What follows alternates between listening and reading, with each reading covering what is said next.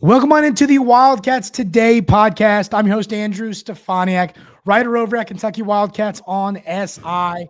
Joined as always by my co-host, Carson Nash. And today, special guest, I'm sure everyone here in Lexington has heard of this guy. It is John Nabors. John, you're in Lexington right now. How's it treating you? I'd say pretty well, actually. If you get past the social media and understanding that internet is not real, past the death threats and the horrible things that was said to me, Lexington and the Big Blue Nation is actually quite nice. But also the game hasn't happened yet, so maybe it changes a little bit. But it's been pretty awesome, though. People, when they're not behind their burners, I think they're a little bit nicer. I think that's something that you learn in Lexington. They're not all bad here. Yeah, except for the former Kentucky baseball player. That was a real guy. But the rest of them, I'd say, are pretty trolling. Yeah, that's for sure. I didn't even know. So I didn't know that happened. I didn't hear about that. But okay, shout out. We aren't happy with you, whoever that was. Yeah. So, John, my question I got for you here is, we're going to get into the X's and O's of this game. I got to ask you, we got two Cal questions.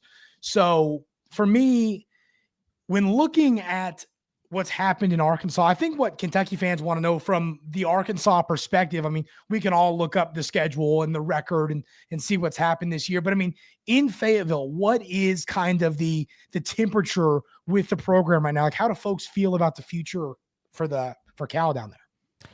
Well, I think that people still feel like the future could be all right. It'd be lying to you if they said that it didn't take a little bit of a hit like this year.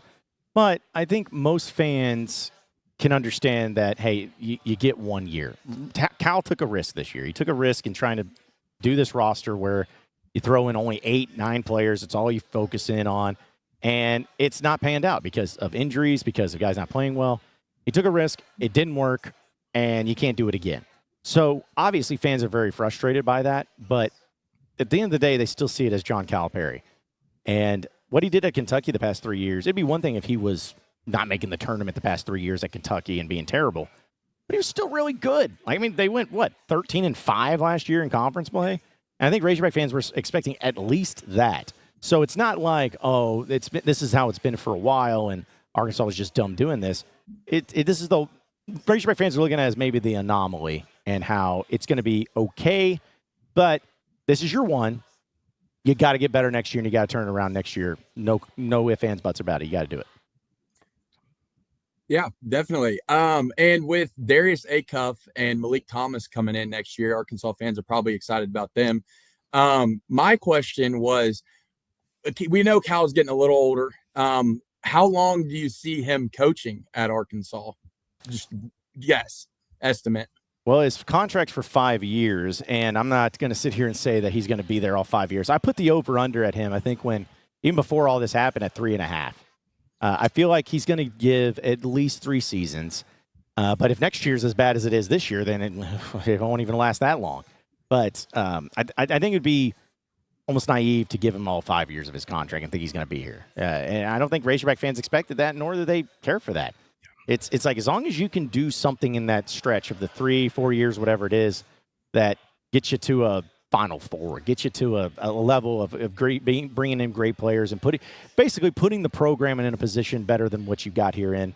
I think most people will be okay with that. But I'd say 3, no more than 4 years would be about Cal's tenure here at Arkansas. Obviously, there's former Wildcats on this Arkansas team. Adu Fierro is really taking his game to that next step. He's been really darn good this year. DJ Wagner, I would say that, he's been fine. I don't think he's been what Arkansas fans would have hoped. He wasn't what Kentucky fans would have hoped last year, but he's still averaging double figures. And then looking at a guy like Big Z, just a unicorns like that, you can't not be fired up about him. So I guess my question for you, John, is how have those guys lived up to expectations for y'all down in Fayetteville? And then on top of that, if you had to pick one of them to go off tomorrow in their return to Rupp, who would it be? Well, I would say as far as those 3 guys have gone, I wouldn't say that they've been great all the time. Duthier has been probably the best and most consistent of anybody and the way that he's played. DJ Wagner, and it's not that DJ Wagner's been bad. He just hasn't been like, oh, wow, this guy, like, what a game he had. It's almost sometimes I forget about him. Yeah. Just because he's, not doing anything bad, but he's not doing anything incredibly great. So I think that's a big part of it. Big Z, here's the thing about Big Z. I love Big Z. But when good Z is good Z, it is great. But his bad is bad. When he's out there hitting threes, going crazy, it's like, okay, man, this is great. But when he's out there looking like he has never played the game of basketball before, it's rough.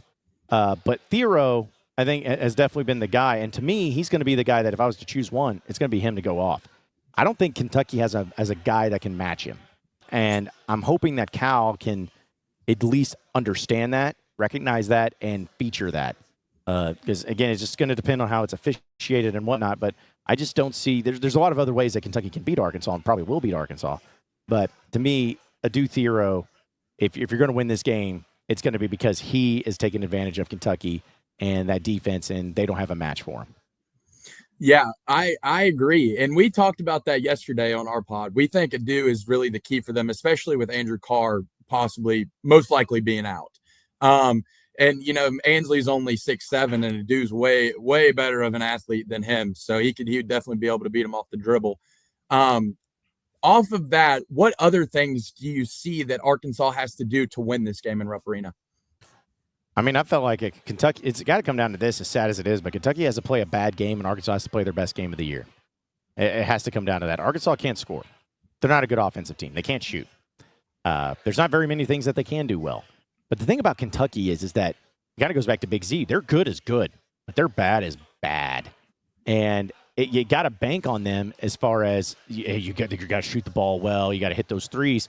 But if you don't, it's going to look terrible.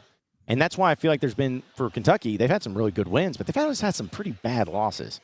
So if Arkansas, because even if Kentucky plays a bad game, but if Arkansas plays a bad game too, it doesn't matter. Like Arkansas is losing. Kentucky's a better team. But that's the only way I see Arkansas getting a win is if they play their best game of the season and Kentucky either lets the pressure get too much to them or they just don't know how to handle Adu Thiero, something like that.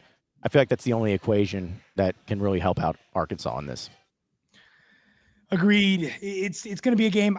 To me, I think the narrative surrounding it, I don't like the spread. I saw it at 11 points at one point. I don't know what it is currently. If I was going to bet on this basketball game, I would take Arkansas to cover. The narratives are there. You think that the college basketball world is going to let this be a 27-point Kentucky blowout. Like, I just don't. I think it's going to be tight, and I think Kentucky's the better team. But Arkansas, I mean, even hearing Adu talk the other day, I saw a video of him talking to the Arkansas media. He's fired up for this game, it sounds like. I mean, he's had it marked on the calendar. So I think Arkansas is going to show up in this ball game. I'm still going to personally take the Cats to win, but I think Arkansas is going to show up. So, John, going to ask you to do it. Don't going to give me a score but give me a prediction. Do you think the Cats or the Hogs win this game in Rupp Arena tomorrow? I think Kentucky should win. Yeah. I think Kentucky is the better team. I think Kentucky is possibly even a better coach team. But I think John Calipari has been obsessing over this game and has been obsessing over it for a long time. Screw it. Why not? Give me the Hogs. Hogs win. Say something disgusting. I'll say 61-54. Something gross. Something dirty. No one enjoys themselves in this game, but I don't know. Why not? Screw it. Yeah. What's the worst that can happen? I'd be wrong about this team because I've been wrong about them all year long. So let's do that. All right, Carson, before we get out of here, I know you're going to take the Cats to win, but who do you think is the MVP for Kentucky in this game? We'll get out of here. Ooh, MVP. Gosh, I think the MVP is going to be Jackson Robinson, but I've said that. I think it's just because he played there for a little bit. I think it's one of those situations like A&M where even though Muss isn't there anymore, I still think he has a little fire in him towards the Hogs. So I think Jackson Robinson and the Cats get it done. Yeah. I'm predicting the Cats as well. I think Kobe Brea, we've talked about, we want to see him get hot back-to-back games. He was hot last game against Tennessee and Knoxville, struggled between the Florida and Tennessee games. Want to see him stack good performances. I think Kentucky wins. I think Arkansas covers, and I think Brea gives you 15-plus points. John, really appreciate you stopping by for a minute. All these Kentucky fans that want to stop in and see what you got going on, where can they check out all your stuff? Yeah, you can check out Inside Arkansas as we do a live stream every day starting at noon Central Time. So we're always hanging out and doing Talking Razorbacks there, as well as on our website, InsideArkansas.com. You can also check out my podcast, Locked On Razorbacks, daily podcast for all the latest and greatest up-to-date information on the Razorbacks, #1 Razorback podcast in the world. I'm pretty much everywhere, and I'm really annoying about it, so if you can't find me, that's a you problem. So, yeah, it's everywhere. Awesome. Well, like I said, John, really appreciate you stopping by. Hope everyone has a great weekend. Enjoy the game tomorrow, and we'll see y'all next time on the Wildcats Today podcast.